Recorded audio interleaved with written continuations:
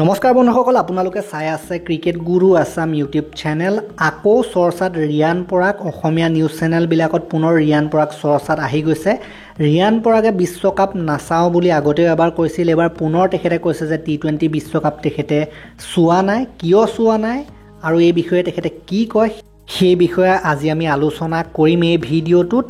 তেখেতক সাধাৰণতে royal global university, যিখন ৰয়েল গ্লোবেল বিশ্ববিদ্যালয় আছে, তাৰ ব্ৰেণ্ড এম্বেচেডৰ হিচাপে নিযুক্তি দিয়া হৈছে। আৰু তাৰ ব্ৰেণ্ড এম্বেচেডৰ হিচাপে নিযুক্তি দিবলৈ যেতিয়া তেখেতক মতা হৈছিলে, তেতিয়া তেখেতে সংবাদ মাধ্যমৰ আগত এই মন্তব্যসমূহ কৰিছিলে। তেখেতে কি বুলি কৈছিলে আমি কপিৰাইটৰ কাৰণে ভিডিঅ'টো দেখুৱাব নোৱাৰোঁ, কিন্তু আমি আপোনালোকক লিখিত আকাৰত দেখুৱাবলৈ চেষ্টা কৰিছোঁ।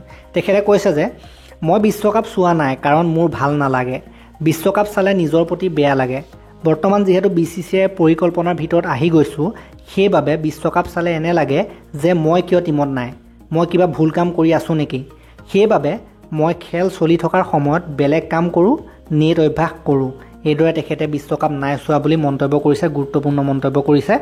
লগতে তেখেতে কয় যে ভাৰতৰ মেচ চলি থাকোঁতে মই শুই থাকোঁ, যেতিয়া মই নিজেই খেলিম তেতিয়া নিজকে চাম, তেনেকুৱা মনোভাৱ লৈ মই গৈ আছোঁ। বেয়া হওক বা ভাল হওক, কোনে কি কয় তাৰ লগত একো কথা নাই। এইদৰে তেখেতে নিজে যেতিয়া বিশ্বকাপত খেলিব বা নিজে যেতিয়া ভাৰতীয় টীমত খেলিব, তেতিয়াহে খেল চোৱাৰ ওপৰত গুৰুত্ব দিব বুলি এটা মনোভাৱ তেখেতে লৈছোঁ বুলি কৈছে, এটা জেদ তেখেতে লৈছোঁ বুলি কৈছে। গতিকে এই আপডেটটোত ইমানেই আছিলে, বৰ বিশেষ আলোচনা নাই। আমাৰ টি20 বিশ্বকাপৰ ওপৰত ইতিমধ্যে ভিডিঅ' আহি আছে। আফগানিস্তান ইণ্ডিয়া যিখন ছুপাৰ 8ৰ মেচ, তাৰ ওপৰত ইতিমধ্যে আলোচনা আগবঢ়োৱা হৈছে। আপোনালোক বহুতে চোৱা নাই, চাব পাৰে, ভিডিঅ'টো উপলব্ধ আছে। আৰু এই ভিডিঅ'টোত ইমানতে সমাপ্ত কৰিলোঁ। আপোনালোকে এই বিষয়ে কি ভাবে কমেণ্টত জনাবলৈ নাপাহৰিব। আৰু চেনেলটোলৈ নতুনকৈ আহিছে যদি ছাবস্ক্ৰাইব কৰি ঘণ্টাটো দবাই থৈ যাবলৈ নাপাহৰিব। তেতিয়ালৈকে আৰু এটা নতুন ভিডিঅ' লৈ অনাৰ প্ৰতিশ্ৰুতিৰে মই বিদায় মাগিছোঁ। ধন্যবাদ।